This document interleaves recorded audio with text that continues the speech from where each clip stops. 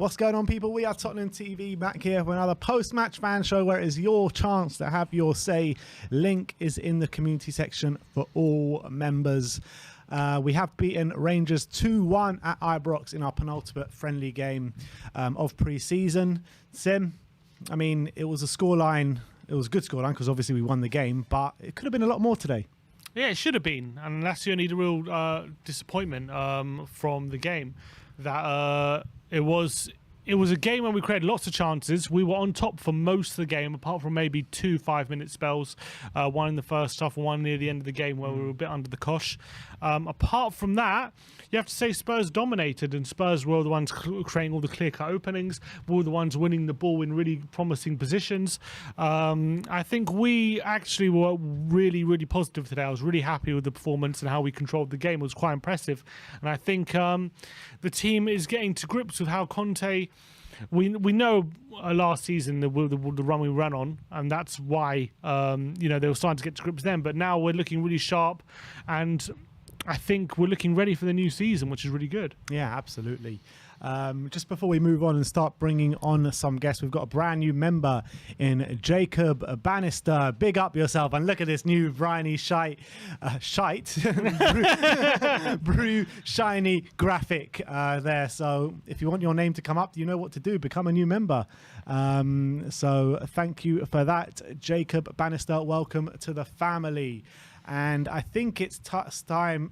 I'm stumbling on my words today. I don't know what's going on. I think it's time to bring on some guests, and we've got Mr. Dan THFC in his brand new Spurs shirt. Let's bring him on. Yes, Dan. How's it going, mate? Going good. It's going good. It's my last day on holiday. Where are you? In Dominican Republic. Oh, very nice. Lovely. Looks like really nice where you are. Looks like you're in the White House. It's nice over here. It's nice. It's a shame it's the last day. Did you obviously you got the chance to watch the game today? Yeah, I did watch the game. I was very impressed by Harry Kane. Honestly, that guy's surprising me by every game. I think this is going to be that last season that he had where he won the Golden Boot and the most assists in the Premier League season award. It shocked a lot of people. I think he's actually going to double those numbers this season with the way that he's performing in preseason under Antonio Conte. Son is also going to be shining and playing Kane in those balls like we've seen today. I think it's going to be a fantastic season for Harry Kane, and I think it's going to shock a lot of people who are on Twitter saying that he's washed. He's a washed striker. They honestly have no clue what they're talking about. This man is going to be a different monster next season. I mean, they've been saying that ever since he broke into the Spurs team. You know, one season wonder. He's finished, he's done, he's this, he's that, but he keeps proving people wrong year after year. And you're completely right in what you say about Harry Kane, but does it worry you at all that he seems to be the only one that can score for us at the moment? No, we've got a few signings. And Richarlison, man, honestly, over here in Putek, in Dominican Republic, a lot of people have seen me in the Spurs jersey, and they've said, you guys are looking good for next season. Richarlison, that's the first name that comes out of their mouth, that you guys have signed Richarlison, and he's a big signing, and I think he's going to score a lot of goals for us. And Son Heung-min as well. He's always going to do the goal scoring for us. He's improved every season, so I think Son is actually going to have a better season than what he had last season. I'm not worried about scoring all the goals. And if Harry Kane scoring a lot of goals is a problem, then that's a problem I really like. Definitely true. In terms of the game today, apart from Kane, what else stood out for you? What did you notice? Perisic, honestly, I was just shocked to see a wing back that can actually cross a football. It was good to see. I'm excited to see next season those left-footed crosses going into Harry Kane. That ball to Richarlison, he was a little bit off it, like unbalanced, but that goes into Harry Kane. That's going into the back of the net, and I'm excited to see that next season. Yeah, definitely. We actually saw all 6 new signings on the pitch today for the very first time. In terms of, apart from Perisic, what did you make out of the other 5? Yeah, I'm one of the very few people that is excited with the Legnet signing. I think he can only get better under Conte, and he looks like a man on a mission. You always want to prove his point, and I like Jed Spence as well. He made a few good tackles inside the box. Who else? Bissouma, yeah. All these signings, it's going to take time for them to adjust into the Tottenham team, but their future is looking promising, especially Perisic. That's the best signing, in my opinion, for the transfer window.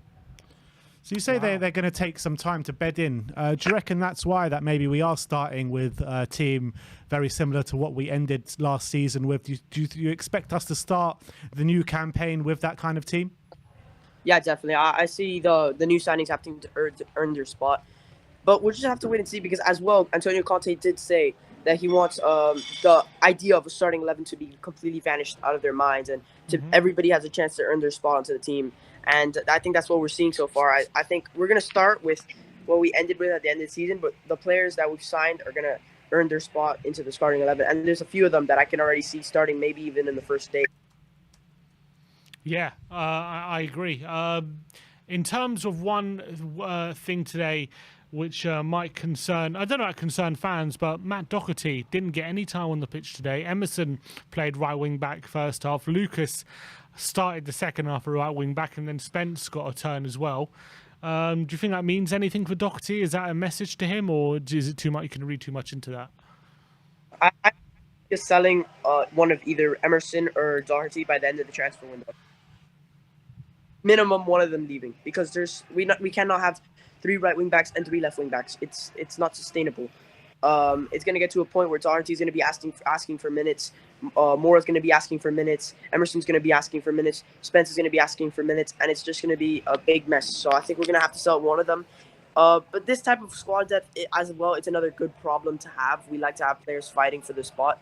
But again, Doherty, I like him, and I'd keep him over Emerson, but I think he's going to leave. I don't think Conte actually rates him. And I think he rates Emerson more because of what Emerson showed. I didn't think Emerson played well today, but I don't know what it is. I think Conte actually rates Emerson higher than he rates Doherty. In terms of your standout player, who was your man of the match today? Oh, 100% Harry Kane. 100% Harry Kane. I don't really care about the Ballon d'Or because I feel like I don't really care about voted awards. But next season, he could be in the contender for that. That's a bold statement, but I'm going to stand for that. We need to win the Champions League if that's going to be the case. Well, we already started off winning a trophy.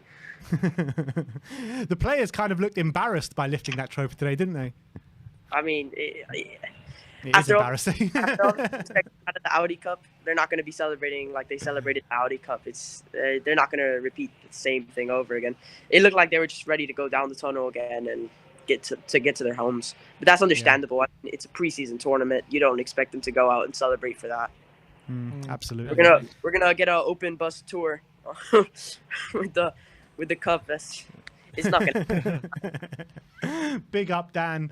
Thanks for coming on today. Enjoy the rest of your holiday, and we'll see you very soon. Nice one, Dan. Good to see you, mate. Up the Spurs. Come on. Big up, big up, big up. Link is in the community section if you want to come and join us. And look who we have coming on next. It looks like is that Daniel Levy in the back end?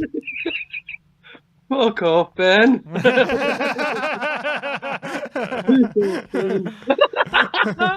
I'm nothing like that bald-headed twat. That's Brian Daigle. That is not me, mate. Where's your hair gone, Karl? What? Where's your hair gone? I had a haircut, fella. Get your hair out for the lads. First off, let me say this. First off, congratulations to Ben and Ash on your marriage. Congrats. Thank you very much, Kyle. Thank you very much. And great walk for Champions League theme at the wedding. Congrats again. And good decision, mate. And that's all we need. And yeah, congrats again. So yeah, that's all I wanted to say. But thank you very much, Karl. Yeah, before we start, I just want to thank everyone for their support, for wishing me get better because I had COVID. So thanks to everyone. I appreciate the support. I'm back, and I am back where I belong. So back with a bang. I'm back with a brand new track. And a brand new name, it seems, as well. Karl Perisic Vineyard. Yeah, I changed. Yeah, that's my name because, yeah, you know he's going to be brilliant. Let's get on with the game, though. I thought, yeah. Go on, talk to me. Talk to me. Okay. Rangers go 1-0 up because I thought, yeah, they gave us a tough fight. And Defoe and, yeah, everyone's played for Rangers, but, yeah, they gave us a good match. But 2-1 win I'll take. And, yeah, but man, the match has to be the ginger from Sweden. Kulusevski. You're putting Kulusevski man in the match today. Yes, mate. I thought he was brilliant. I think that in the first half, I would agree he was brilliant. Yeah. I think when you look at the game overall, you got to give it to either Harry Kane or Christian Romero. That's my opinion. First half, Kulusevski. Second half, I'm going to go for the centre back. That is Romero because you know what he can do. He can take people out, but he took Richarlison out when we won 5-0. But they become friends, and I think you've seen on social media a picture of them becoming like something brothers, wherever it is. So welcome to the club, my man. And he's going to be brilliant. Like people saying, I heard his Brazilian teammate here is saying hopefully we both can be fighting for the golden boot. But you know who's going to win it. It's not going to be those two, no offense, but it's got to be Kane and Son, right? They've broken 100%. the record most assists and goals. So, but yeah, I think man of the match has to be Romero for me. Great display. But Karl, how sharp is Harry Kane looking in this preseason? Big sharp, and I mean he's looking sharp than ever. Like the other day, I heard on this day it was when Harry Kane scored against Juventus from the halfway line. Yeah, so that was the anniversary when he done that pass, Chesney. But yeah, I must say he's looking sharp. Yeah, I know he's been bad for England because but we got that tournament coming up in November. So everyone, first off, we've got to concentrate on the league because he's looking sharp, man. I'm telling you. Like, I hear Bayern Munich won him. Go away. You sold your best player. He's going nowhere. Like, just offer me a new contract, and this can be our year. Like, I'm saying it now. We're winning the league because big words from KPV. What's up? Yeah, like, this is our time. City have won it for the last 5 or 6 times, but it's our time. And win back, help you win leagues. Look what Conte did with Moses and Ashley Young. Yeah, they help you win leagues. And yeah, I think Lucas Moura can play right wing back, and why not? Then they help you win leagues. That's what wing backs do. So this season's going to be brilliant, and I'm excited. All on the new season, and I'm definitely going to one of the games, and everyone knows that would be the North London derby. I was supposed to do, but yeah, something happened. But yeah, I'm telling you, this season is our time, not the others. It's ours. And as always, come on, you Spurs, back Conte. Big up. Thank you so much for coming on, Karl. We'll see you next time. Nice one, Karl. Good to see you, mate. See you, mate. Big up to KPV as always. If you do want to come on and have your say, link is in the community section right now. So looking forward to speaking to you guys. Out of the new signings, I mean, who would you say did impress you the most? Probably Perisic. I think Perisic had a pretty good cameo when he came on. He got forward pretty well. Defensively, he was pretty good as well. Tracking back, nearly had an overhead kick which went just over the bar. Had a really nice cross to Richarlison, which Richarlison headed over. But I think he played well. I think Richarlison had a pretty good half, despite the fact he wasn't really able to influence the game massively in the final third. I did think, in general, good hold-up play. He was good at dribbling and winning free kicks and things. But yeah, I think those two are probably the better ones. Basuma went about his business fairly quietly, I would say. I'm sure he'll have more of an impact on games during the season. But I wanted to see a bit more from him. But then again, he did just have COVID and all that kind of stuff. That's what I'm saying. Like, I'm being very interested to see. I'd like to see Basuma start the game against Roma and see what he can do from the off in that game with a bit more training behind him and more training in his legs. Go on. And Conte's been speaking. He was giving his opinion on the game. He says, "We are trying to exploit these friendly games to give the opportunity to the new players to come in and play in our idea of football. For sure, Clement Longley, it was his first week to work with us. Also, Yves Basuma, he had COVID in Korea, but it's okay. I'm happy because the game wasn't a friendly game; it was a real game. You know very well that the last game they played against West Ham, they won 3-1, and you know the fitness of Rangers is higher, and they are in front of us. But despite this, I think we played a very good game with good intensity and good pressure and good quality. If I have to find a situation that today was to improve, it was because we created lots of chances, especially in the first half, and we didn't score. But I understand we're still improving, and also we're a bit tired because the pre-season is also important for us to make the fitness levels at a high level. But I'm happy because, I repeat, the tactical aspect, I'm very pleased. For sure we can improve because we conceded a goal that we should avoid, but I'm delighted with the attitude and that will and desire that the players are showing me in pre-season. I'm very happy. Yeah, it's absolutely spot on. And what I was saying in the watch along to you is, like, if we put away half those chances in the first half, everyone's saying, Spurs are here, you know, we're ready for the season, blah, blah, blah. But now, because on the face of things, it only looks like a narrow 2-1 win, when actually it wasn't like that. I mean, we completely battered them today. Yeah, I completely agree with him. I think that tactically and the structure, we were very strong. We created all the openings and even the openings that didn't lead to chances per se, they should have, and that happened many times. And then obviously even the chances we did create, the keeper saved and we missed and stuff, that should have been within itself. Our dinners a bit more, and then we would have looked. Yeah, I agree. And we have 2 killers in Kane and Son. We know that's always going to be a possibility. So I'm really encouraged by what I saw today. I'm really happy with the performance. Absolutely. And I think it's time for our next guest. Looks like he's on the move. His name is Anthony. Anthony, how are you doing, my friend? Gentlemen, how are you? We're good, thanks. How are you? Yeah, good, man. First time caller, long time listener kind of situation. Welcome to the show, my friend. Great to have you. Yeah, thanks for taking my call. Hey guys, today's game was, I thought, pretty good. From the standpoint of playing Rangers, who I think are kind of comparable to a mid-table Premier League club. I mean, they definitely gave us a hard time there, especially in the defensive area. But I thought we did a really good job of trying to string some passes together. Making that whole Conte system look good.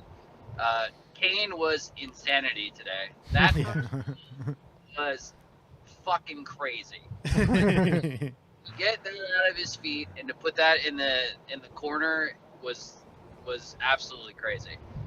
So from a standpoint of us like constantly being concerned about whether or not Kane's going to show up at the beginning of the season, I think all of that has to be put aside because the guy has been on top level form for the past 2 weeks at every one of these exhibition matches. So, yeah, I'm really looking forward to what we can do. Yeah. That's five goals for Kane in pre-season. In terms of the wing backs, there's been a lot of talk about them coming into the season, and Emerson today was taken off at half-time. Obviously, it was a friendly, but he missed a few opportunities in the first half. Sessegnon as well had a few opportunities in the second half and maybe could have done better. What's your opinion on the current state of the fullbacks, also based on what you saw today? I honestly thought they looked pretty good. Emerson, for one, his ability to interplay with Kulusevski is, I think it's definitely getting better. Kulusevski just came in January.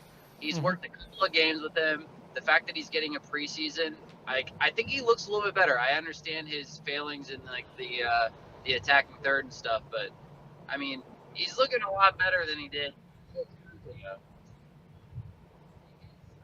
Oh. I think Mr. George has the stream playing in the background. I think that's the situation. Sorry about that, Anthony. Sorry, just can you just repeat what you just said? Oh yeah. So what I was saying, I think Emerson has looked a lot better for sure. His interplay with Kulusevski it looked really good today. I thought. He's the other thing to remember is Kulusevski's only been here since January, and Emerson had a number of games with him. And I think that's starting to look a little bit better. Sessegnon, it really all he's got to figure out is that last ball. Like I really think that he's definitely a dynamic player that he's got speed, he's got strength, and as soon as he kind of figures out that last part of his game, like I think he's going to be a pretty decent player for us. I think the underrated player today though was Kulusevski. I thought he looked really, really good. I mean, if he stops doing that Lamella thing where he only wants to use his left foot and maybe hits a shot or two with his right foot, I mean, he probably could have had a goal today if he did that. But I want you guys to know I'm in the car right now. It's clearly that I'm driving a car, but I'm on my way to Orlando to just tackle the Chelsea and Arsenal fans who are having it. Yeah. I got this new jersey. I am definitely a sitting duck and a target for Arsenal fan TV or Chelsea fan TV, whatever the fuck they call themselves these days. But yeah, I'm really looking forward. Go give them hell, Anthony. Go give them hell. Yeah, it says "Gimme, Gimme" on the back. It's Kulusevski jersey. The song I will continue to sing throughout today. I love it. Absolutely love it. Like I said, go give them hell. Don't give them a moment's peace. Exactly. Absolutely not. Go on our YouTube and type in "Stop Crying Arteta." I don't know if you've seen it or not, but learn the words to that and go sing it to all the Arsenal fans that you see. But in terms of, go on, what were you about to say? No, I definitely will. I will look it up and I will start singing that too. In terms of the new signings that we saw on show today, we saw about 6 of them on show today. Who really stood out for you, or did any of them stand out for you? I thought Perisic looked pretty good, right? Yeah. I mean, he does look like he's wearing a toupee on his head. Like the hair is a little bit like I know. He borrowed Conte's that from Conte, I heard.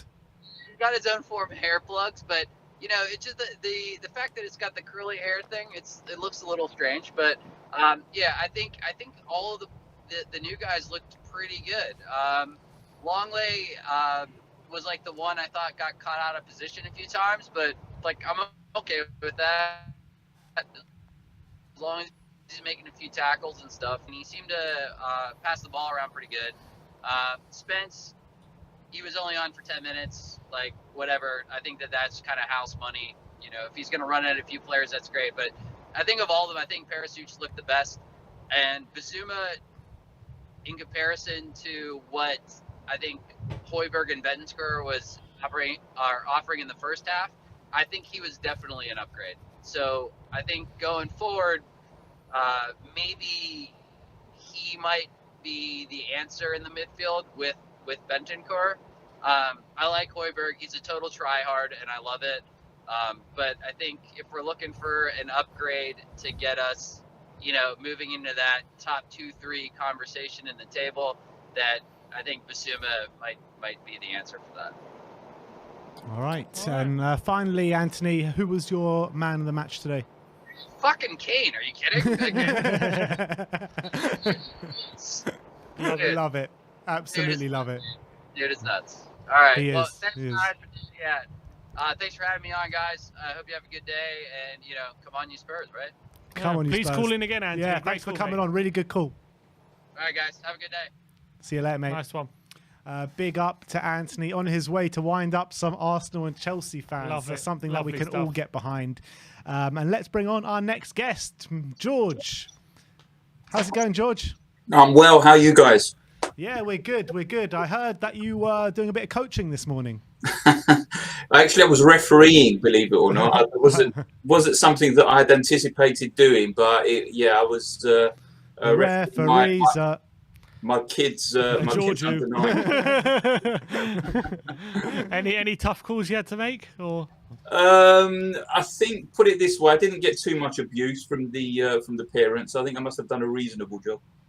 Fair enough. I'll speak to Stell later on and see if that was the general consensus. Brilliant. What did you make out of the game today?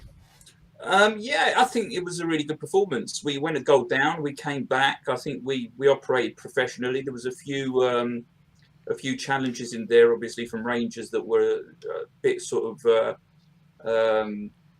let's say just a little bit close to the edge, I thought. But we kept it together, and I think 2-1, I think flattered Rangers in the end slightly. We had our chances. I think we should have put away a couple more. I think it was a really good run out. I think Conte would have been happy with that. I really do. It was Bissouma coming on as well. He looked lively. Loved that free kick that he put in. I think things are looking good. I'm happy with that Jed Spence tackle as well. I mean, him coming back and just getting there as well. It was. I liked what I saw today. I really did. Yeah, I agree. And in terms of the lineup, obviously we started with a fairly recognisable lineup. That if you compare our lineups to last season, the back end of last season is very similar. Do you expect us to start the season in a similar vein, or do you think some of the new signings will start the season in the starting 11? I think it will depend on the game, Conte's already said that he's, everyone can't consider themselves a starter. So I think that's where we're headed. I think really the only two who are going to be first on three actually is probably Kane, Sonny, and Romero. I think the rest of the team, I think, is going to really fit around Conte's strategy for each game. I think it's the first time that I think I've ever said that about Tottenham now, that it's such a good squad by the looks of it, and it really is just a case of them now training together, familiarizing themselves with each other's game, and hopefully we can have a really successful season. I think really we've got to be aiming for consolidate top 4, maybe try and head for top 3, and at least getting a trophy out of this season. I mean, it's I'm hungry for one, guys. Who isn't? we need one, desperately. Actually, do you know what? From your last caller, that the supporters in America must be far more mellow than over here to be able to, for a guy in a Spurs cap and a Spurs top, walk into a Arsenal-Chelsea derby. I think you're saying something, really. I mean, that wouldn't fly in London, would it? Absolutely not. No. Look, I think that Spurs looking good in pre-season so far, but with the amount of signings coming in that we've made, do you expect them to have a bit of a bedding in period, or do you think that with the pre-season, getting them in before pre-season and stuff like that, they're able to hit the ground running? Getting them in early helps a lot, and I think really it was one of Conte's demands. I think that it's been year on year that it's taken forever to try and bed in our new signings, and they've really been up against the wall because the supporters put pressure on the side. The pressure is so intense of them having to hit the ground running. It's difficult, and I think the games that I don't know who's picked these pre-season friendlies, but whether it's just been luck, but they are really perfect for what we need to do. We've had some really difficult games. We've had the whole promotional aspect of going to South Korea. We've played Sevilla, who I think they finished top 4, didn't they, in the Spanish league? They gave us a hell of a time over there.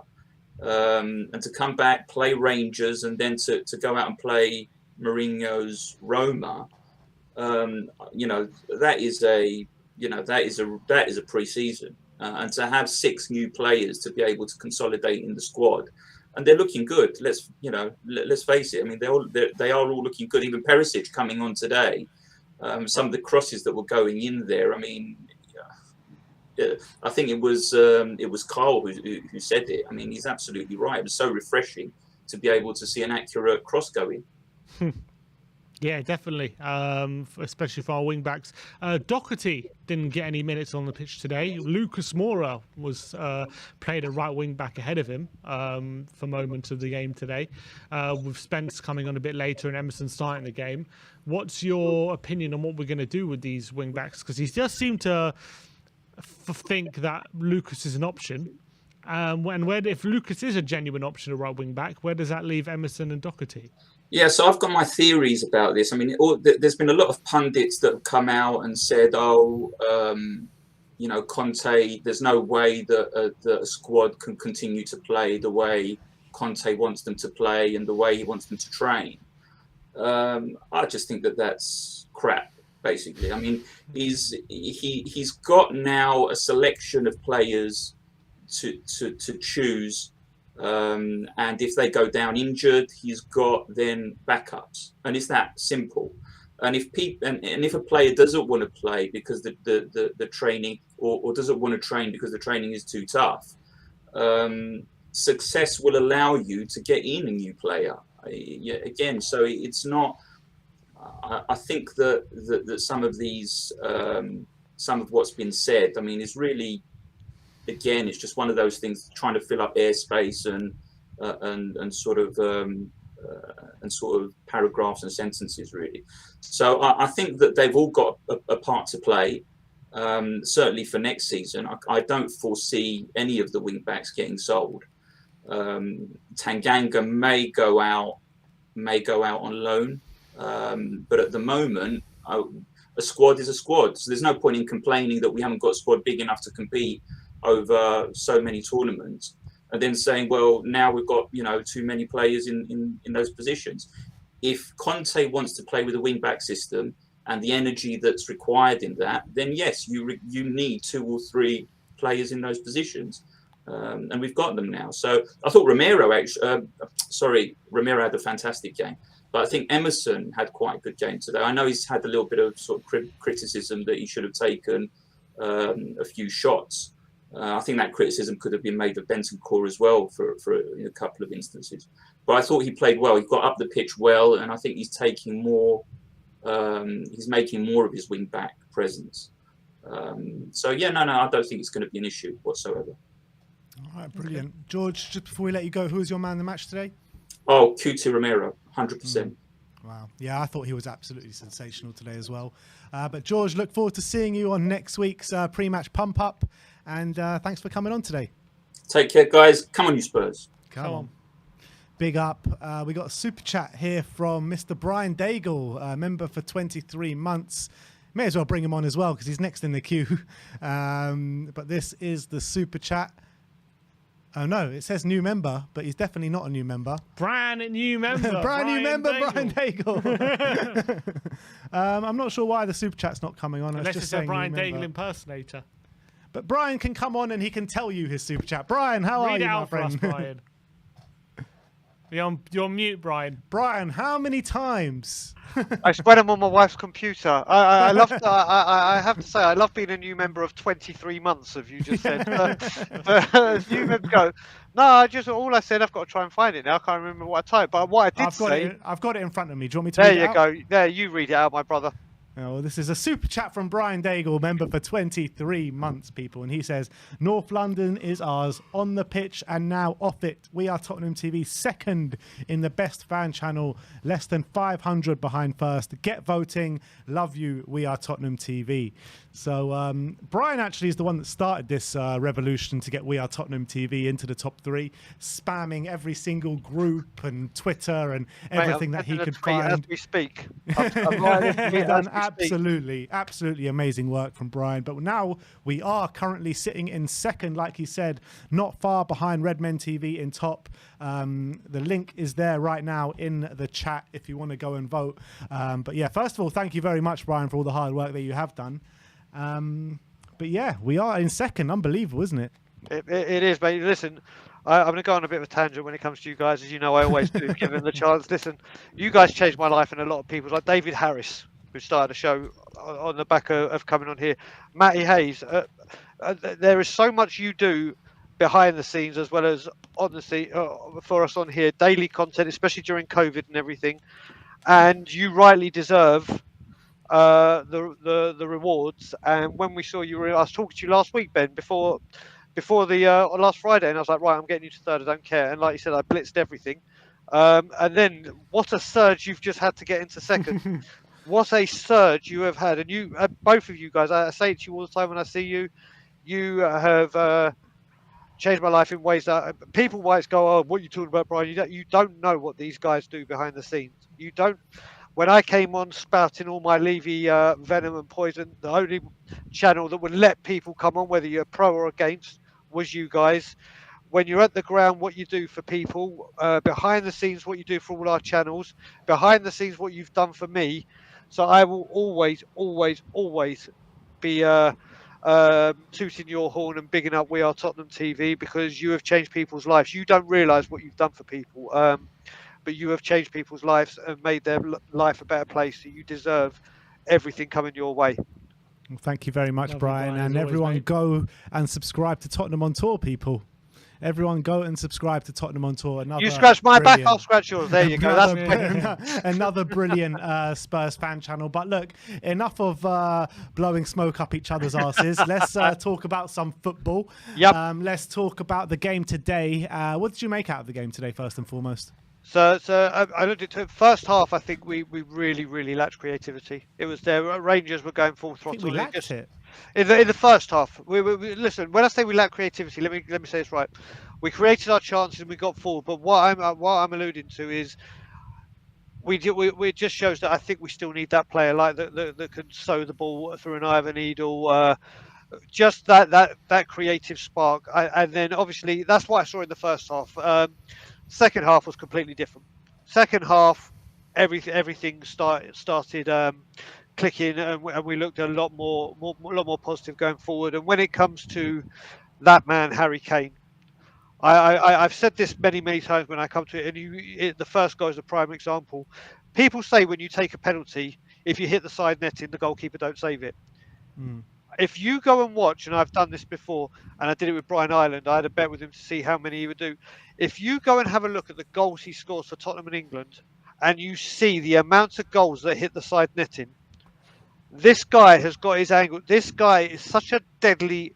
We all know that, but the amount of times he hits the side netting as opposed to the back of the net is frightening. And he is just, I mean, going into this season, I've said as well, he's got 5 things to spur, like to make him as hungry as ever. He's going to lead his team into a World Cup. He can become England's record goal scorer. He's going to become Tottenham's record goal scorer. Just being at that World Cup and ending the Spurs trophy drought. I mean, that guy, he just looks in this pre-season hungrier than ever.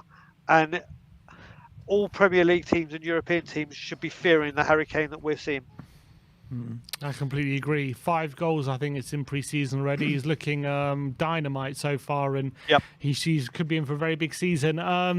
In terms of the new signings, all 6 of them made an appearance on the pitch today. I think all of them in the second half. What did you make out of what you saw? So let's break it down. Basuma looked good. Looked good in what he had to do. And you got to remember, with this game, he's just come back from COVID as well, and then travelling, career back, and everything. So he hasn't had the full training with the team that other players may have. So what I saw of him, really enjoyed it.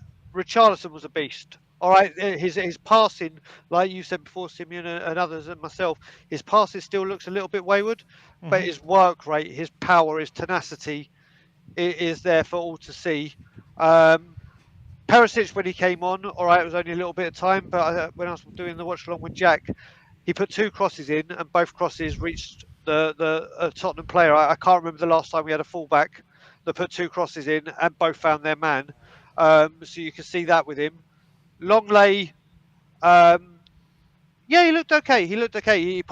One thing I did see from him is, and I see that he's just joined the back end in Mr. Sean Butler when he spoke about his passing from the back end. He looks like he has got a really nice cultured left foot that's going to bring the ball out of play. Spence looked good. Nice little tackle in the box, wasn't it? Yeah, it was a nice little tackle. And Foster had a couple of good things to do, but Foster we're not really going to see a lot of. But from those, there's a lot to be excited about. But what 2 players I do want to talk about, or 3 that I do want to talk about from that were already there. And Ben, I was speaking to you about this on the pump up. I said I was looking forward to seeing Romero playing this kind of game, and boy, did he turn up. Absolutely. He is just he is awesome. He is incredible. He's dynamite. He's like Guy Fawkes, mate. He would blow up Parliament. He's that good. Then you look at, I think Davinson Sanchez had a great game, or not great. I don't want to go over the top, but I think Sanchez came in at left centre back, and people are like, again, oh God, what's he going to do? But I think he did well. And Kulusevski looked very, very sharp. Very, very sharp. I was very impressed with Kulu. What about you guys with the new signings? Who impressed you? For me, I think the one that stood out the most was Perisic. I actually thought Bissouma could have been given a lot more, and I mean there was one challenge which he pulled out from, which I was quite upset about. But I think that because he's just come back from COVID and stuff like that, I'm expecting a much better showing next week against Roma, and I hope he starts because I'd like to see what he can bring. Longley, I thought played well for the most part. A nice block in there, a few nice balls up the top. Richarlison ran a lot, gave a lot of effort, but I know I want to see more from him in the final third as well. Spence didn't have a lot of time, but there was a really good tackle and just kept things ticking over. And Fraser Forster as well, not too much time, but made a couple of good saves. So I think ultimately, all in all, I'm very happy with the way things are going at the moment. Yeah, I mean, I think the other thing as well is the one thing I have taken away from these games as well is the fact we haven't kept a clean sheet. We're all saying that we need another centre-back to come in and take over Dyer or competition for Dyer, and I think That's what I'm taking away from this. As much as I still think, like, the more, like when I came on and said we need creativity, well, it showed in the second half that the need isn't that urgent because it is there. But I think we have to get another centre back in. I think we have to, because clean sheets, and yes, it's only a friendly, and yes, the real stuff starts in a couple of weeks. I just think it's just gone to show the fact that we can't keep a clean sheet. We need some more bodies in there, or a body, and it needs to be an elite body, in my opinion. The game started today with a very similar lineup to what we finished the season with last season, or second half of last season. Is that what you're expecting come first game of the season against Southampton? Do you know what? I would be a bit disappointed if I was, because with this money that we've had and we're spending, there's no doubt we're spending it. You'd think your team would be stronger. Yes, we are as a squad. As a squad, we're much stronger. But I think if we go into that first game of the season with the same team, that's quite telling. And to me, that's a little bit worrying. What do you think it tells? So again, the way I'm looking at it when we do this season is, we spent the money, yes. We bought good players, yes. Have we bought elite, like players that, not just for us, that are like, wow, these are great. Don't get me wrong, Bissouma is a great signing. I think Richarlison is going to turn out to be a fantastic signing. But I was hoping with this money and with the way we were going to spend, there would be a player that would send messages to us, like, let's say a Hakimi or a Bastoni did come. That's a signing where not only are Spurs fans like, wow, game changer, this is big, but it also sends fear into the other Premier League teams, thinking, okay, this is big. This is big. Tottenham not only are making moves, but they're making big moves. So, like I said, this isn't me having a shot at anyone or anything about the board. I just would have liked to have seen, or don't get me wrong, we can still see it. We can still see it. There's still a month to go. But I would have wanted a player to come in 2 weeks for the start of the season, but you know what I mean, for the window. Yeah. For the window. There's still time for the window. That I'd want to see that one player that would, like, hair on the back of your neck standing and Premier League like rival fearing. And that's what I think I'm hoping for. That's why when I say we have Kane and Son, don't we, for that? Oh no, but obviously we have them too, Simeon. But obviously, if a Bastoni came in, or let's say a Hakimi came in right now, every single Spurs fan will be going, Jesus Christ, here we go. This is huge. This is undeniable. This is because you're buying, like, if we get a Hakimi, we'll say we're signing the best right back in the world. In my opinion, the best right back in the world, and that's like, okay, there you go. There's a state. That's big. That's huge. That's massive. And other Premier League teams will be like, shit. And if you get a Bastoni, and I know Bastoni, it's a saga, and if he doesn't come and he doesn't want to, but those are the kind of signings where I think the Premier League, like, wow, like Man City and Liverpool that are levels, but Chelsea's the filth and everything, like, right, they mean business. They want a gun for Man City and Liverpool, as opposed to have a top 3 scrap or top 4 scrap with us. And I think that's what we're lacking. And I think that's why, when with this original question, would I be disappointed with the starting 11 being the same as last season? That's the only reason I'd say yes. Interesting. And finally, Brian, who was your man in the match today? Like George said, Romero is just people will know my love for Jan Vertonghen. This guy is fastly, like, literally, this guy, I can't believe how awesome this guy is. Like, when we signed him, Bob and David were going on about how good he was, and I was like, okay, you two were going on about it, but just seeing what he was last season was immense, and he's just going to get better. He's a player that is just going to get better and better. And he's going to be like what Conte said when he first came, when Conte said in that press conference, I dominate. Well, that's what Romero does. And in this game, he most certainly dominated. He was outstanding. Absolutely. And mate, what I have to say, sorry if I with him, how many times was he the most advanced forward player? It was like, literally, you're watching the game, and it was like, wait a minute, what the hell is Romero? It's like, my good God.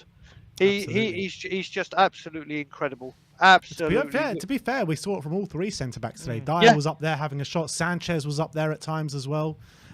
So, look, happy days. Very happy days. At the end of the day, listen, so 3 pre-season games, 3 games undefeated, Roma to come, and then the curtain opens, and then the real serious business starts. I'm very, very happy with where we're going. All right, big up. And if Brian Daigle's happy, is there anyone that is not happy at the moment? So, Exactly. Brian, big up yourself, mate. Thanks for coming on. Thanks for all your Love you hard guys. work, and Love we'll you see you with it. soon. Nice Love one, you all. Brian. Bye bye. Good for a new member, isn't he? Brilliant for a new member.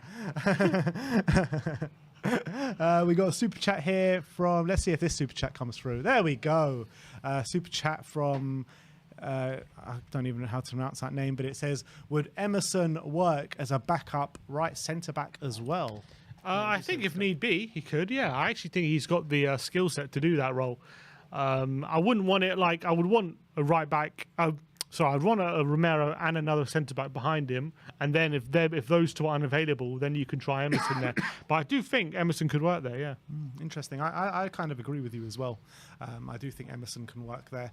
Let's bring on our next guest, and that is Jacob Bannister. Jacob, how are you, my friend? I'm good. Can you hear me? Can All hear you good. perfectly, mate. Can hear you Awesome. perfectly. Yeah. Where are you I think calling from?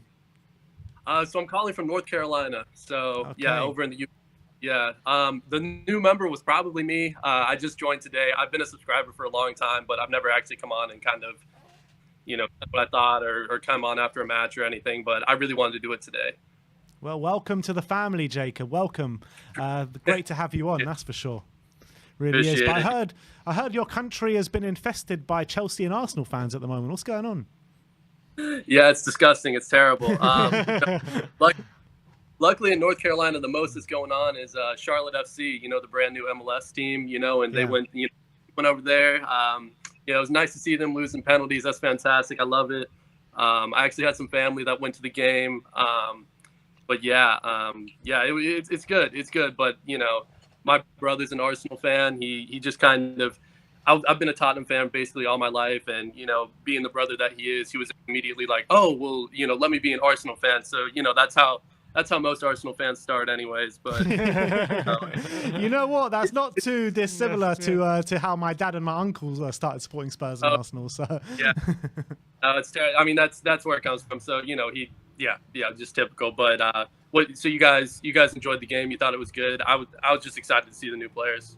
Yeah, talk to me about the new players. I mean, who really stood out for you? I mean, it was an interesting one because, like, I don't know. I'm a little bit of a cynical person. Like my girlfriend hates watching movies with me. I'm terrible to watch movies with. I wasn't really blown away by any of them, to be honest. I'm a little, like I've watched Richarlison for a long time when he played for Everton, when he played for Watford. I kind of know his game and how he operates a little bit. I'm no expert by any means, but it seems like there's times during the match when he just kind of will find a little bit of space or a pocket or a flank to kind of go down, and he'll kind of opt to kind of just kind of go down a little bit easy. Trying to get the yellow card, trying to, and it seems like there was a couple times during the match where I really thought he could have maybe pushed on and driven towards the box with just a little bit more intensity. That being said, I am very happy with the signing. I'm glad that he's here. I think he is going to be a big player for us. I just, the same with everybody on the field. I thought Jed Spence was, I thought he was okay. I think you could definitely tell he's a little bit overawed with the whole, I don't know. I just felt like he was very eager to go and press the opposition fullback. He was left exposed a couple times. Like there was a couple passes played down the flank kind of behind him.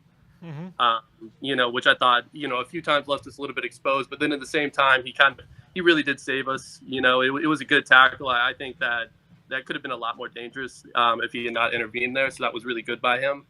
But if I had to pick a favorite from today, it would definitely be Perisic. I was really impressed.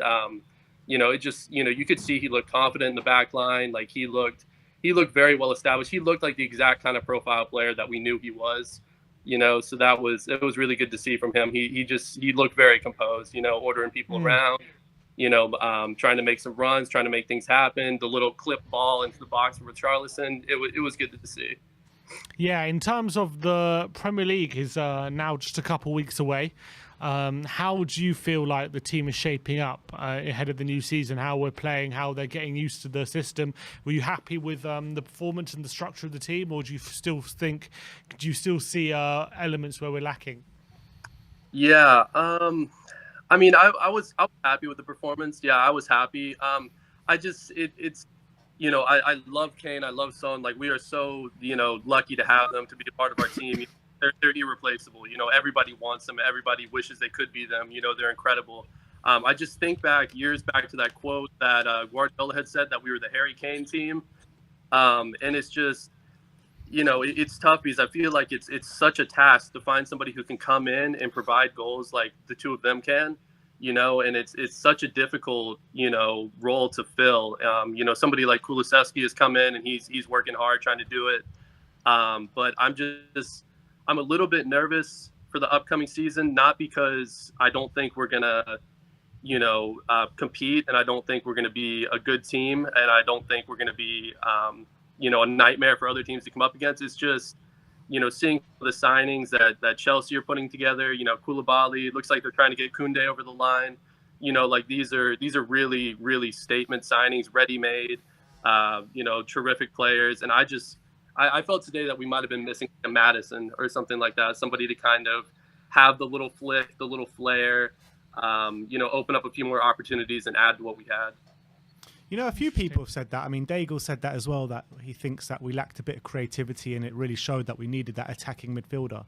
But do you think that if we put our chances away in the first half, Romero missed a very easy chance, Kulusevski could have done a bit more with his chances, Sonny had a chance, Højbjerg had a chance. Do you think if half of these goals go in, that people are still saying that?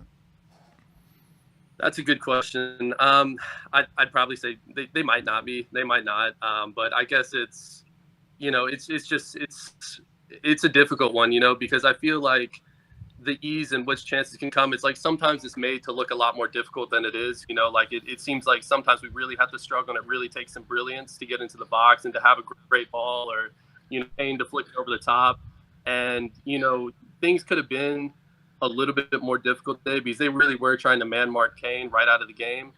And it would be so nice to have a player like Madison to where Kane doesn't have to be as concerned to be the focal element in the team to try to pull the strings and bring everything together. It would be so nice to have another outlet player, another player who can, have the flair, have the ability to play pass. I think it would be really advantageous to us, and we would create more chances than we did today, and therefore I'd expect us to finish more of them as well. All right, Jacob, really good call. Thanks for calling in and welcome to the family, my friend. Thank you guys so much. Come on, you Spurs. Come on, you Spurs. Come on. Great call. Great call. And look who we have next. We have Mr. Quizmaster himself, James from Spurs Related. James, how you doing, mate? I'm very well, chaps. How are we doing? Yeah, and I see Sean Butler in the background as well, looking battered as ever. Looking like he's battered and he's ready to lose another quiz. But how did you make out? What did you make out of the performance today? I wasn't overly impressed, but I was fairly satisfied, obviously, with the result. I thought certain players were better than I thought they'd be, but certain players still, there's those question marks over how they fit into the team still. I think someone mentioned before, Davinson Sanchez. I thought he was okay, but the thing I would say is, and I was saying on the pre-match, is okay isn't good enough for this team. It's a case of when is that mistake going to come? When are they going to cause problems that's going to cost us a game? Obviously, today it worked out right. I don't think Rangers attacked too much and there wasn't too much of a threat, but that defence for me isn't still 100% what we need. But certainly going forward, I think I agree with what you're saying about we don't necessarily need a number 10, because if some of the shots and some of the chances, there were so many crosses today. Perisic put in so many good balls, even in the last 20, 30 minutes. If someone got on the end of that, we wouldn't be saying we need a creative player. I thought there was a lot of creativity down the flanks. I just think it's a case of just taking those chances. Yeah. Who really impressed you? You said some people you didn't expect who were better than you thought. Who was that? Yeah, I didn't expect Spence to fit in as well as he did. I don't think he was, absolutely world class. Of course, you can't even compare him to that yet. But I thought he didn't start as shaky as I thought he would. I thought he was very confident, already put in a couple of huge tackles to start with. Right in the box as well. That takes a lot of doing. Risking giving away a penalty within 1 minute of his Spurs debut, that would have been remembered forever. So I think he's done very well. I thought Perisic, maybe because of his fitness, he wouldn't quite be as lively, but he was really running down those wings. I mean, 33 years old. Tell me he's 33 again. Like, it's ridiculous. It's absolutely crazy how good he's going to be. Like I said, putting 3 or 4 really juicy looking balls. Richarlison get on the end of one just over the bar, but I think he even did a bicycle kick as well at one point. So yeah, he did. I think he's going to be very, very good and maybe surprise me more than I thought he'd do. Also, I thought that when he came on Basuma, maybe he did look okay, but I think he's going to be even better. I think, don't forget, he's just come back from COVID, and you know what that does to your body and everything else. So maybe he's going to be a few more games in, and then he's going to look absolutely unbelievable. I'm so sure of that. Longley, as you guys were saying, he put in a good block, nearly went in the back of his own net, which would have been not the best start. But again, I thought it wasn't loads for him to do, but looked quite solid. Yeah, it's interesting. So you think that Spurs getting to grips with things before the start of the season? And I mean, like, the start of the game today, we started with a very similar lineup, you know, to what we had last season. Do you expect that to be a similar lineup to what we start the season with? I think obviously Richarlison isn't available for this first game, so the front three speaks for itself. I think for sure it's going to be Kane, Kulusevski and Son. I think with the midfield, that's when the debates come. Of course, Højbjerg, I thought do you guys understand what I mean in terms of I thought Højbjerg was trying really hard today, although he wasn't. He always does, although he wasn't incredible, I thought he was putting in that extra level. Like you said, he always does, Sim, for sure. But I think he's always trying to put in that extra level. Now he knows that as those 2 centre mids behind him in terms of putting in competition for that position. I think personally, Basuma and Bentancur will start, and I think Højbjerg will drop to the bench. Do I think that's the right decision? I think time will tell. But again, I think there's always that option of 3 in midfield, whereas maybe the bigger games you want 3 in midfield against the likes of City, Liverpool. I think that worked well when we played a 3 against them at home. So I can see obviously Højbjerg, Bentancur and Basuma being the 3 for that.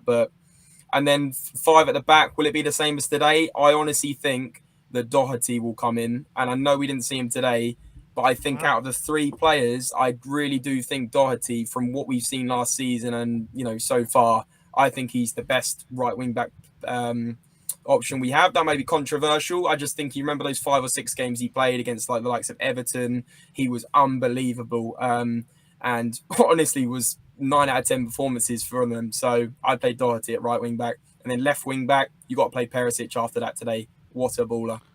Why do you think he chose to play Lucas there at times for Doherty at right wing back?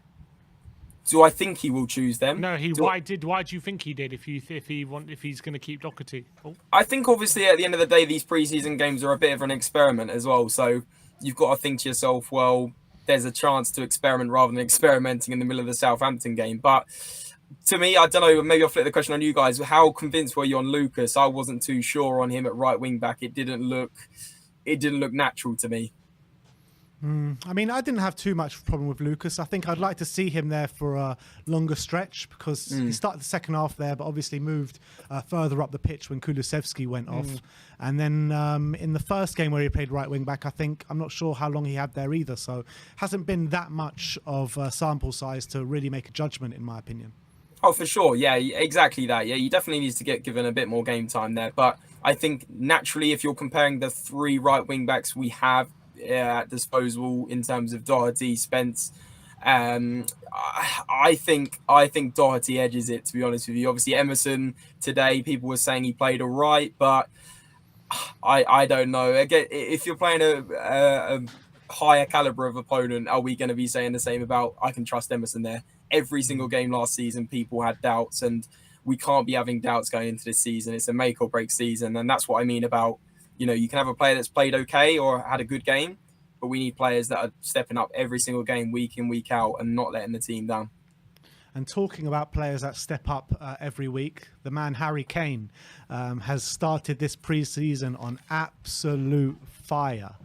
Does it worry you that he's the only one seemingly able to put the ball in the back of the net at the moment? Yeah, do you know, I heard you talking to this, I think it was with Dan, THFC earlier. And to be honest with you, yes, he's the only one that's stepping up. He scored the most goals in pre-season by quite some bit. But I thought Son was a little bit sluggish today. He wasn't quite up to his standard, but we know that Son will come good. This happened, if you remember, it was around about the time of the Brighton away game when I met you boys at the game, and we were saying, what is going on with Son? He's gone so lackluster. And I think it was the next game he bagged 2. everything was forgotten about, and then he charged it to the Golden Boot winner. I mean, this happens with some of our players sometimes. They go off the boil, and then suddenly they're back on it the next few games. I think it's nothing to worry about. I think we know Kulusevski's level of play is just unbelievable and played unbelievable again today. I'm not too sure about that dive, but I mean, listen, he got into great positions. I wish he'd shoot on his right foot more. He must have some kind of a right foot. He's a professional footballer. He wouldn't have got through the ranks if he isn't even a 3 out of 10 on his right foot. And I think if he shot more on there, he'd probably score more goals. It's, like you said, it's becoming a bit like a Lamella going on that left foot. But I think it's not much to worry about. I don't think we need to go and get another striker. And don't forget, it's early days for Richarlison as well. He's going to step up with some goals. So I don't think there's anything to worry about here, guys. Absolutely. But James, thanks for coming on today. I mean, we wait so long for you to come on the channel, and like London buses, 2 times it comes at once. Look at that. But where can people find you, James? No, I really appreciate you guys giving me the opportunity to come on here. Like, I've watched the channel for absolutely years, and you guys are doing great stuff, and keep that going. I saw you hit 120k the other day, so crazy stuff. But you can find me on Spurs Related. It's just there, Spurs Related, 2 words. A lot of you probably heard us from Instagram. We've got 67k on there. We're just trying to grow the YouTube now and get some quizzes, vlogs, match day content for you guys, and hopefully some of you guys can join us over there. Brilliant. Thanks for coming on, James, and I'll speak to you very soon. Take care, boys. All the best. Cheers, mate. Big up, James from Spurs Related. And now, welcome from the last quiz, your latest loser, Mr. Sean Butler. What? What an intro. Excuse me? How's it going, Sean? You good? I'm well, guys. I'm well. How you doing? Yeah, good, mate. Good, mate. Obviously, pre-season ticking along nicely. Did you enjoy the game today? I did. Yeah, I did enjoy the game. I thought it was a cracking game, actually. I thought Rangers were. There's a few players in the Rangers team that I was like, oh, hello. Don't mind you that much. I thought Tavernier was really good. I thought that the guy Matondo, he skinned Sessegnon alive like 2 or 3 times in the first half. I thought Rangers put up a good show. I thought it was a weird game for us to analyse for Tottenham. I did think it was an interesting game, and I certainly enjoyed it. Yeah. Do you think we deserved the victory? Were you impressed by what you saw, or were you more worried about maybe some frailties? I think you could kind of, I guess in the first half, you could almost summarise the entire Tottenham performance by looking at someone like Kulusevski. And, there was a lot of creativity, a lot of players coming deep. Sonny came deep, Kane came deep, Kulusevski came deep. A lot of things were magical, like a lot of the ways that we were interacting in the midfield third, and even in our own half with the forwards coming back. It was very interesting to watch. And there was so many opportunities, but I think the decision making and the confidence of certain players in the final third was a worry. I think that there's nobody that has less faith in Kulusevski's right foot than Kulusevski. I think he's every time I've seen him have a crack with it, it's never been a poor shot. I don't know why he doesn't have more confidence in himself to go forward, and I do worry about how predictable that's going to be. I've said the same 1,000 times about Doherty on the left. I used to say the same thing a little bit about Sonny a couple of seasons ago, when he was always looking to step in on the right. If you're a smart defender and you know that that's what they want to do, all you've got to do is show them half a yard on the inside and let them and push them or force them down the byline. And I think that with Kulusevski, he's a little bit, a fantastic player, phenomenal player, absolutely adore him, but he gets in fantastic positions, and then first of all, he slows down before he makes the choice, and then ultimately he cuts back inside. And I think most defenders that are worth their salt will figure that out. So he has to figure out how to get over his fear of trusting his right foot before we give away important opportunities, or we fail to convert good opportunities. I agree. There was a few times that him not shooting with his right foot cost us, and I think as well there was with Emerson a few times. He had a couple of opportunities to have a go, and he didn't. He decided to try and lay on for someone else, and then there was opportunities where he should have laid it on. He tried to have a go, and he kept choosing the wrong thing. Shot when he shouldn't have shot, and didn't shoot when he should have shot. Exactly. Your man, not your man, but the man you've done a lot of research on, Clement Longley.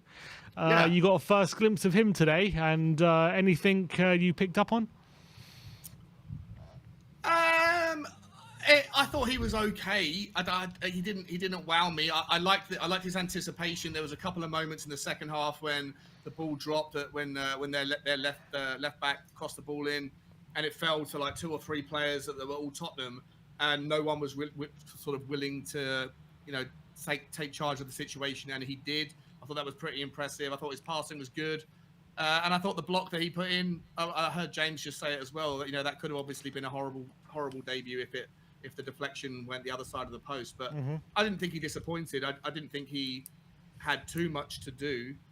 I'm okay with it. It certainly wasn't a world-class debut, but it certainly wasn't a disappointing one either. I'm gonna, the door's still open for my opinion to be improved on that one. I thought it was good, and I've got no issues with it. Where I do think we have worries for me, and I want to ask you a question on this, right? Is I was speaking on a couple of shows earlier. I think that Sessegnon for me had a chance today to stamp some authority in a situation where you're playing against Tavernier or Tavernier, however his name is, who I thought was also very good today, but. And he didn't take it. I thought Sessegnon again. He's got some like fear of taking on the man, and there was plenty of times when he had the space behind him. He didn't take it on. I thought Sessegnon was a disappointment today, and I also look at the centre backs, right? And so where I'm leading with this is, and I want to actually ask you guys your guys' opinion on this, if you don't mind.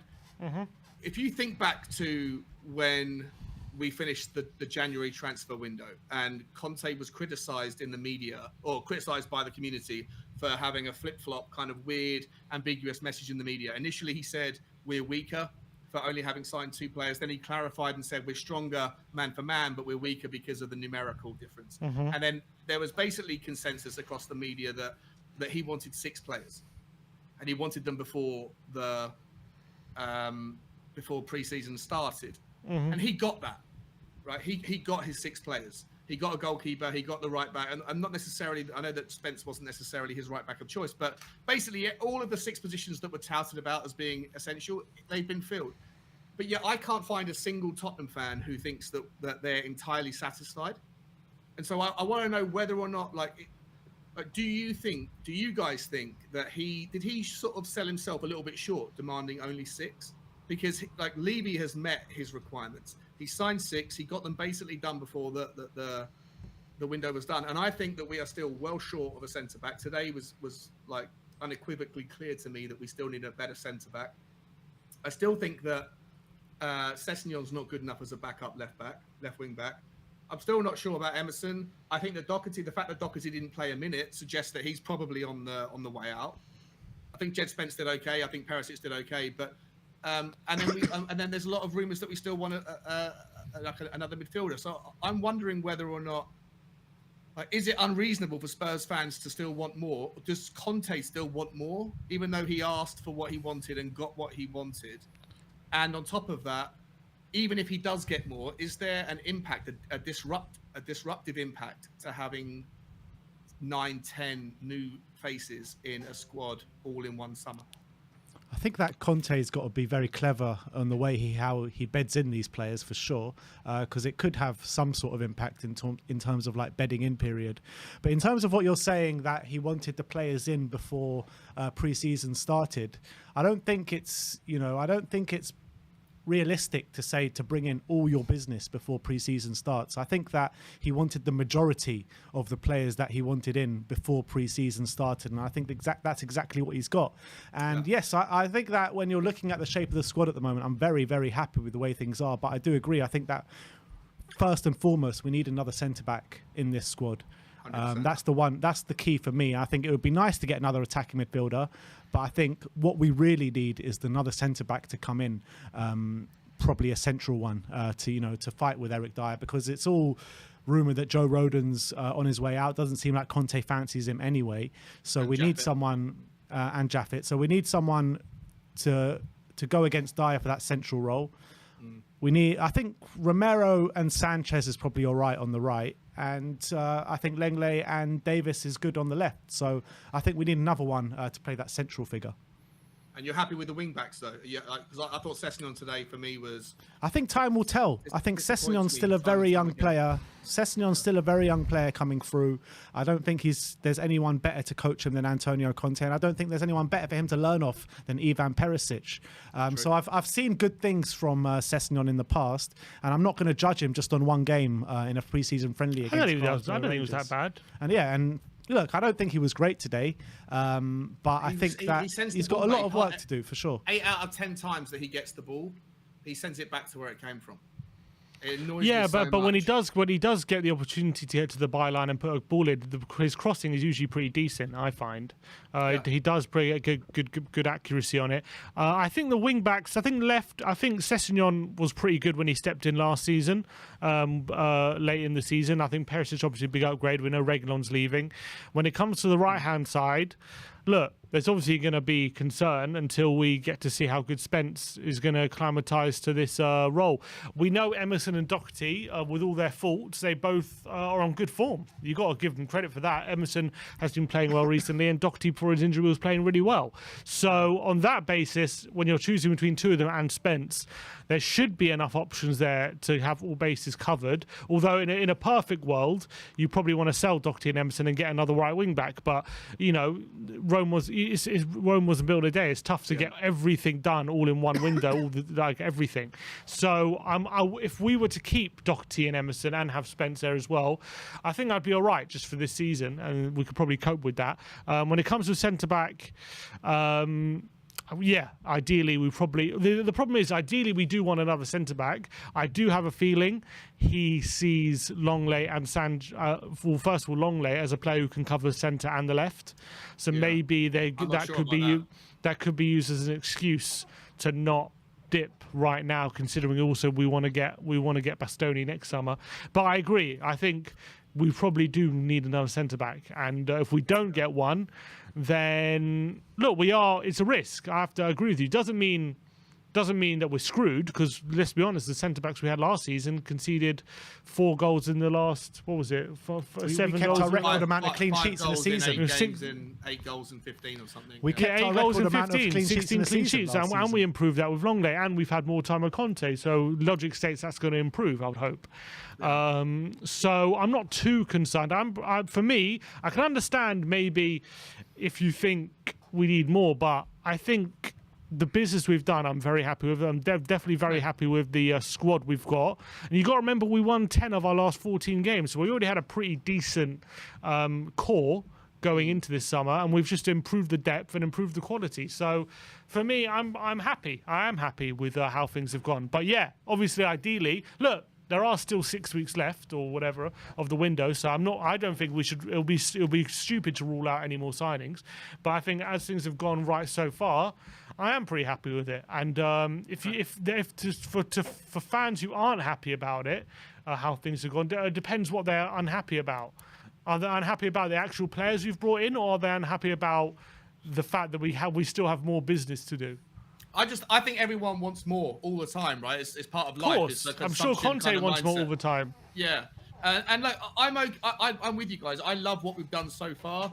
I think it's been really special. However, I just feel like I think that you're at that point now where how many new players is too many to disrupt the kind of chemistry, the synchronicity, the synergy that exists already. How many is too many? And yet you're kind of almost there. 6, 7 is probably, I can't remember a team bringing in 10 new players and then it working out in the first season, right? So there is a limit to how many new faces that you can bring in that are going to impact the first team without it being too much too soon.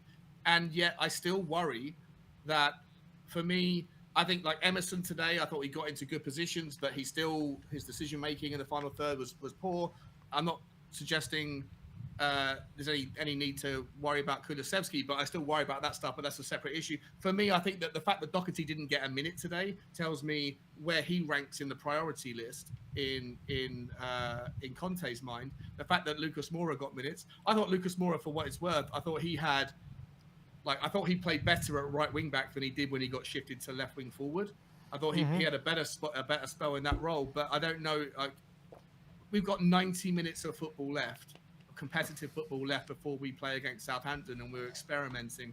And I still think we're still 2-3 signings short of me thinking that we had a perfect window. But I worry that having 2 or 3 more signings is maybe 1 or 2 too many in terms of new faces and getting that kind of the yeah, that's a a fair concern, I think, because you know when we sold Bale and signed those 7 players, it didn't work out, and when Liverpool sold Suarez and signed all those players that summer, that also didn't work, and there is a reason to be concerned. However, I'm hoping that the way we're going about it is more we're looking for players to fit a profile of a structure which is already in place. When we did it with Bale, it was kind of like slapdash. We're just signing good players that we knew were good, but I don't think there was a plan in terms of where they're going to fit in the team, like what use they're going to be, all these different things. I think now under Conte, and the way we're going about the signings, it does seem to be a bit different. It's like he wants a certain profile of player and a certain type of player for each position, and I think that's what we're building towards. I think it's a bit different than how we've dealt with a bit large amount of signings in the past. But no, I do think it's a fair concern. Yep. Lots of signings, it does take time to gel. But then again, we do have a strong core. Look at today. The starting 11 was a similar starting 11 to what ended the season. I think that might be deliberate. Yeah, but you've got to remember as well, those 2 teams that you're talking about in Liverpool and Spurs, when we sold Bale and they sold Suarez, we're not selling our talisman and our biggest player and who was central to everything. You know, Suarez was such a key figure in that team. Bale was such a key figure in our team. A bit like selling Kane and having the summer we have now. Exactly. The summer you're talking about is basically selling Kane and bringing in all these players that we've brought in. We haven't sold Kane, and we've still got like a really strong core, and all our best players are still here. But I'm not arguing that we're losing somebody that's massive. I'm arguing for the fact that there's a chemistry, the synergy, like having too many new faces that come from different teams. How long is it going to take for them to embed, to learn the system, to get to know each other, to become friends? And Bale or Kane leaving is not relevant. Is not a necessary factor for that still to be an issue. It kind of is, because when Gareth Bale left and when Luis Suarez left, you're taking literally the best player out of that team, and you're forcing other players to come in straight away and to hit the ground running. We've got our core there. We could start the season with what we ended off last season and still start the season really strongly. You know, we're not relying on these players to come in straight away. We can bed them in. I think we've got that luxury. So on that basis, then, so you're happy with Sessegnon? Because I think that Perisic won't need to bed in. He shouldn't. You don't have to bed in all of them. Like 1 or 2 can start from the off. But I think as a whole, you know, with the 6 players that we've brought in, you have to bed in some of them. Probably will, right? So Ben Davies is not going to be fit for, as far as I've heard, for Southampton. Longley, whilst he was a brilliant player playing in a back 3 before Barcelona, he's been playing in a back 2 or back 4, whatever you want to call it, right? So he hasn't had very many hours or minutes to kind of not only learn the other players' styles, but to play minutes back into a back 3 situation. That's going to be fairly problem is Davis is injured. Yeah, I know, exactly, right? And I think that, you know, Jed Spence, I thought he did really well today, but we only saw him for 20 minutes, and he had one moment that was impactful, and he took his moment and handled it very well. Didn't get a chance to see him going forward.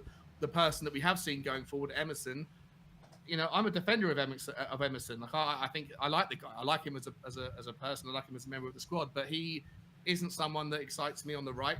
And I think Sessegnon today, you guys maybe have a different opinion to me. I thought Sessegnon was so disruptive to forward-flowing football on the left-hand side. He slows it down. He pulls it back. It annoys me. I just feel like my point is that if I think there's still so many areas for improvement that we need.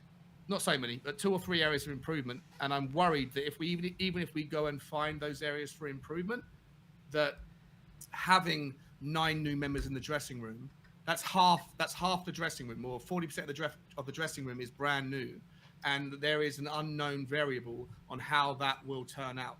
I don't know what I'd rather. Would I rather fill the gaps and hope for the best with the kind of continuity and the getting to know each other and the learnings, or would I rather sit on what we have and think that it's good enough and then maybe try and fill a gap in January? And I don't know how I feel about that. I'm not sure. I'm not sure if you guys have reassured me, if I'm honest. Sorry about that, Sean. Nah, but I think that only time will tell in this situation, and we'll just have to see how the beginning stages of the season going. But I've been asking the question to a lot of people if they think that we've signed too many players all at once, but I don't think we have, because I genuinely believe that the core of the squad are there already, and I think players like Richarlison seem to be fitting in already quite nicely. Players like Perisic is going to be like an older head in the squad that a lot of players can learn off, and then you're talking about bedding in players like Lenglet and Bissouma. So I don't think it's too bad. Was good today. I thought Bissouma was good. Richarlison, I thought was. He didn't have too much. I thought he was okay. He still doesn't strike me as a £60 million player. Get on the train, man. Get on the train. I had one foot on it. I had one foot on it after the the last time I came onto the show. I had one foot on the train, but I'm not sure I want to jump on board it just yet. You'll definitely jump on when he scores the winner in his debut against Chelsea at Stamford Bridge. That's for sure. 100%. If it doesn't happen, though, I'm coming back on with, and I told you, no, I'm not. But Sean, just before we let you go, let people know where they can find you. You can find me at Spurs Talk Show, guys. Yeah, all one word, Spurs Talk Show. It's another channel. We do, all the same stuff that you guys do, really. Apart from losing quizzes. Apart from losing quizzes, we haven't lost anything yet. We are level pegging in a 3-part series. We haven't lost anything yet. You lose your own aggregate. No. We have one more game. It's the decider's happening this week, apparently, from what I hear. All right, bring it on. And you see, look at this from James Spurs related. Well, not that one. He says quiz loser. That's all he has to say. Well, now I know why. You got the host on, and he's part of the conspiracy here. Is that right? Big up, Sean. Thanks for coming on today, and we'll see you next time. See you soon. Take care. See you, Sean. All right, big up, big up. Oh, and someone that we haven't spoken to in a while, the Jorical returns. Jory, how you doing, brother? I'm good, guys. How about you? Yeah, good. What part of the world are you in today? I'm in the same part. I'm in Saudi Arabia. I wouldn't want to miss the hottest months of the year here, right? So how hot is it over there? It's now it's 9 o'clock in the evening, and it's 35 degrees. Bloody hell! Hope you're enjoying yourself over there. Did you get to see the game today? Yeah, I did watch it. Yeah, it's day off today, so I've been watching everything Spurs all day. So yeah. What did you make out of it today? So this good. I mean, positives and negatives for sure. I would say like what Sean was touching on, and you talked about maybe too many players in at once and so on. I think what we're whether it is that or not. I think what we're seeing, all of us, in regards to that is just like the structure's not quite there. There's some gelling that needs to click before the season starts. And I thought that was quite clear. I'm actually kind of surprised that some of the guys that finished last season, that the way they kind of, I feel like basically the whole field is a little bit disjointed. Things are happening in small islands now, almost like the triangles that they do in practice and so on. But in general, like just to touch on some quick positives, for example, I think Kane looks amazingly sharp. I don't know if it was because of the slow defenders in Rangers or if it's Kane, but I feel like it looked like he's running faster than ever. Really, he had some sprints there, which I was actually kind of shocked how fast he was. That's great, and he's super clinical, and he seems super focused. And it annoyed the hell out of me that he bullied his way into that free kick once again. Because I don't care if it's Kane or Son or whatever. I don't want these players to make that decision. It should be Conte, and it should be our new set piece coach that has this nailed down. You know, if it's on the left, it's these guys. If it's on the right, it's that, you know, whatever. So if it was supposed to be Kane there, which I think we all know it wasn't supposed to be, we all know that both Son and Kulu would probably have a better shot at it. So that annoyed me a little bit, but I mean that's you know, a small problem that I'm sure they're not gonna leave like that. I mean, why bring a set piece coach in and just let Kane, you know, take whatever free kick he wants? You know, that doesn't make sense at all. It's interesting you mentioned that you feel like there's still a lot of gelling to do. I felt like the structure was pretty strong today. Like the pressing was on point. I felt we won the ball half the pitch many times in good areas. I thought the pressing was were in good really positions. good. I agree with that. I thought the pressing was really good. Sorry, Sim, I wasn't gonna cut you off, but no, it's fine. No, I was just going to say I thought the wing backs were getting in the positions they're meant to, despite obviously a bit of a lack of quality. But I just felt it was the finishing touches that were lacking, not necessarily the gelling of the team. So the way I saw it, I thought the wing back running was okay. There's like this wing, like one of our biggest problems, we really never mention it. One of our biggest problems with the whole wing back thing, and probably guys like Emerson and stuff get too much stick for it, is that the guys that's supposed to score the goals, they don't run into the box at the right time. Like they hang, like Kane often, we see it so often that Kane is playing the 10, you know. Kane might actually start the ball out to Emerson or whatever. And that means that Kane understandably can't be there as the striker that's going to finish that move. But then Sonny should be going way in on the line, or somebody, or Kulu or whatever, somebody of the forward players should be just right in the face of the goalkeeper. And I don't know how many crosses I've seen with Spurs where there's nobody really, or at the most one guy in the box, you know.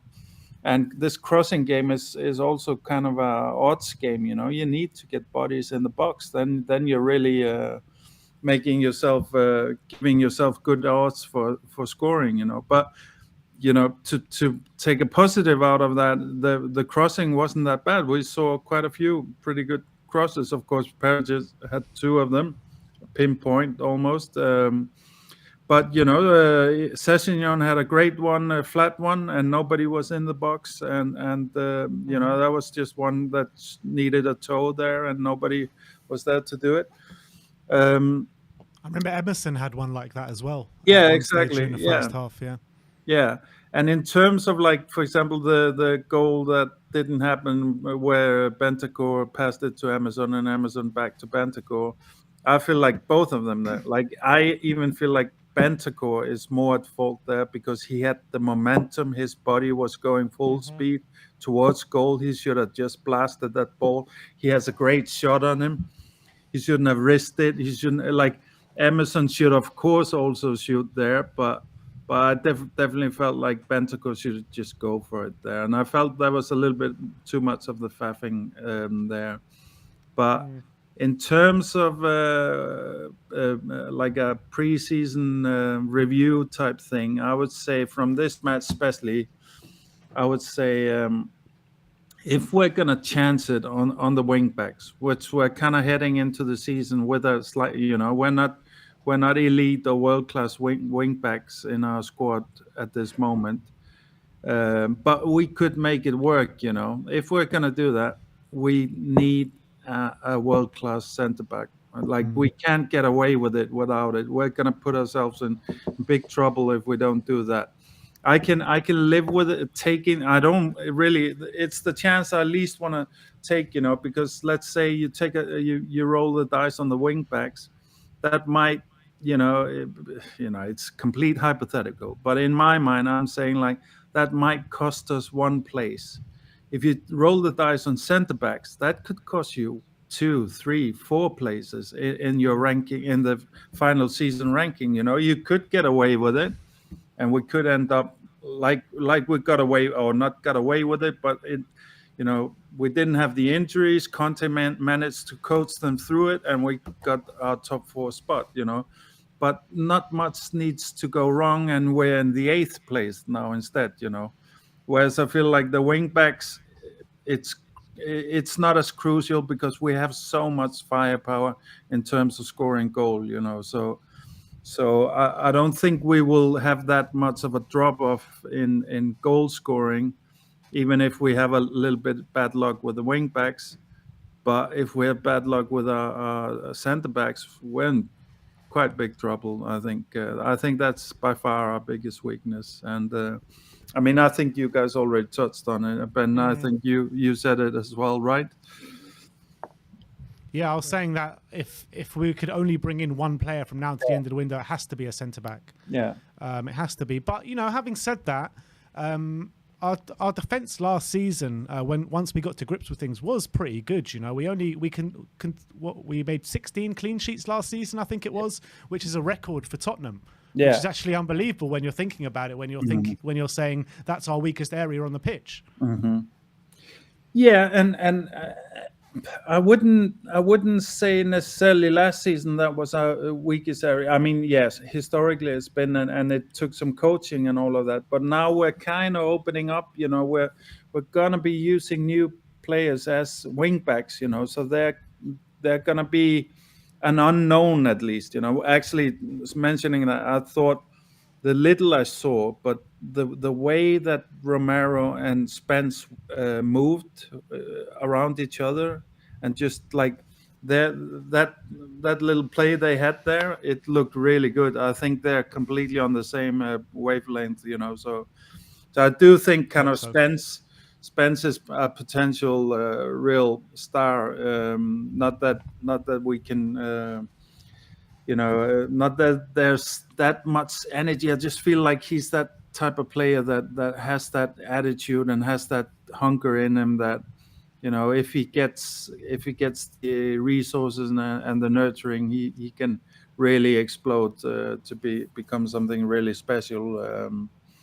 So I was happy to see that. But I do think when we're gonna go with this new squad, we also have to remember that we are also kind of bringing in a little bit of a new midfield, which is going to be a better midfield for sure. But that's also some communication and stuff. So especially maybe towards the start of the season, there's a lot of stuff that can get caught in between the cracks, I feel like, and that's where the lack of centre back security makes me quite nervous.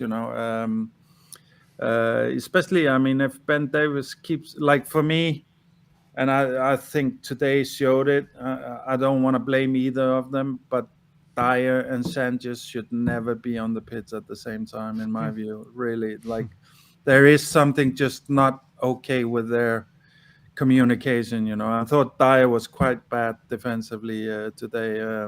He made some vintage Dyer decisions there, and Sanchez also got sold defensively, but Sanchez is looking better and better going forward. I think, like, Sanchez has have some move and clearly some confidence going forward. So I like that part of it. Also, Lloris looked quite shaky at points. He like, I don't see him ever being comfortable with playing out at the back. It feels like he's dreading the moment every time the ball comes to him. We got it. Like, there was no particular situation that looked too bad or anything, but it's just like you can feel his nervousness around it, and I do feel his coming for crosses is getting better and more commanding, though. Yeah, for sure. I will definitely get. But I thought that was already last part of the season.